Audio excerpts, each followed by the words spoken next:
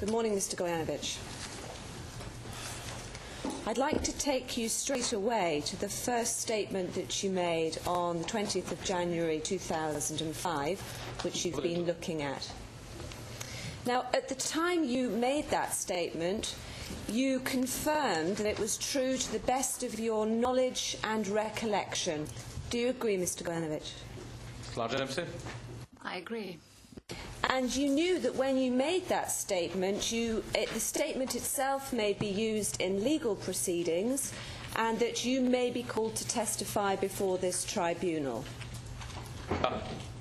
Yes. Let me take you straight away to the relevant part for my purposes of your statement, which is paragraph 13, if you can have that before you. It states as follows: I also learnt later that all the equipment and machinery from the factory in Kistanye was taken by a detachment of men acting under the orders of General Cermak. This is stupid because we were capturing the area and the factory would have provided employment for our people, but in this way all the money went to the generals and we, the liberators, got the blame.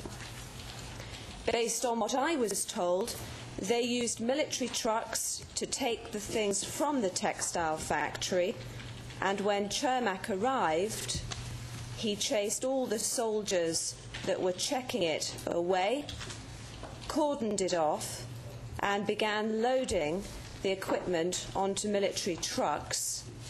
I learnt this later from someone in the 142nd Home Guard Brigade, and that it happened sometime after my unit had left the area.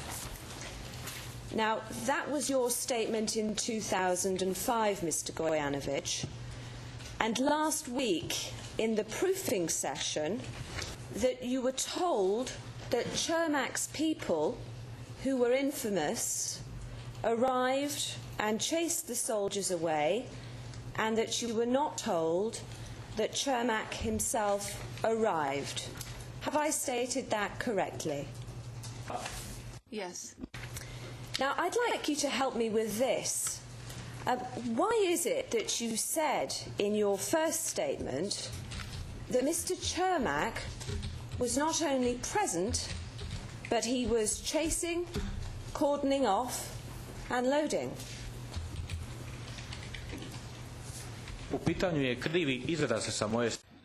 I used the wrong term when speaking about Cermak. I actually meant Cermak's men. And the information I received from somebody else, I put it in the correction of my statement from 2005. Well, let's look at that a little bit more closely, if we may. Now, you were given the chance to correct items in your 2005 statement when you gave your second statement this year in January 2008, correct?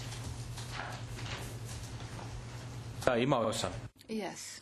And you would agree with me, I presume, that it's a very different matter to say that someone was present or that it was in fact people present, not being Mr. Cermak. You'd agree that that was a significant inaccuracy, I presume. Could you... Yes, I agree with you. Just help me with this. Why is it that you waited until just a couple of days before coming to testify at this court to make that correction? Why didn't you make it in your second statement?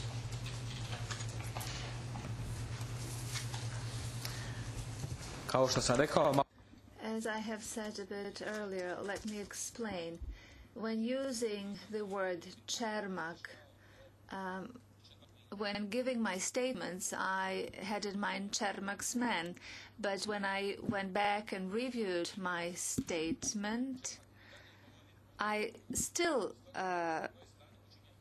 took it that in saying Cermak, I meant Cermak's men. And it is an omission on my part that I didn't put it in concrete terms as the situation required. Just to conclude on that point, you'd agree with me that on a reading of your first statement in Croatian, the meaning is in fact that Mr. Cermak was present chasing loading. Correct? Ms. Higgins, your point is perfectly clear. Thank you, Your Honour. I'll Please move on. proceed, yes. Let me examine the source with you, Mr. Gojanovic. Who gave you this alleged information? Can you give me the name, please? Dao mi je jedan pripadnik 104. A member of 142nd provided it to me, and that was after the year of 2000. It was done in the work of the association that I have been leading for 8 years now. His name is Miro. Mr. Gojanovic, why didn't you provide that name prior to just now? Why didn't you tell the prosecution and give that detail, if that's correct? Zato što sam Because, as chairman of the Croatian Association, I have the duty to protect the interest of Croatian demobilized defenders. Well, you also have a duty to come before this court and provide truthful and accurate information of which you're aware. So I'd like to ask you if you can provide me with his address, please, as I'd like to make contact with this individual. nemam adresu te osobe. I don't have the address of this person because the association is has such a system of work where the president has contact with people without having to know their addresses. Where were you when the conversation took place? Do you remember that? Ne, to se sad u ovom trenutku. No, right now I can't remember that. I can't recall because it's been a long time. However, the fact remained etched in my memory, and I wanted to use that fact to clarify to the Hague investigators the situation that was described in rumors circulating at the time. How did the conversation come about, Mr. Gojanovic? How did it come that you were talking with this man about a factory in Kistanje? Do you remember that? Rad udruge The work of the association, which I have been leading for years, includes a number of types of communication about the activities which took place during the war and after the war.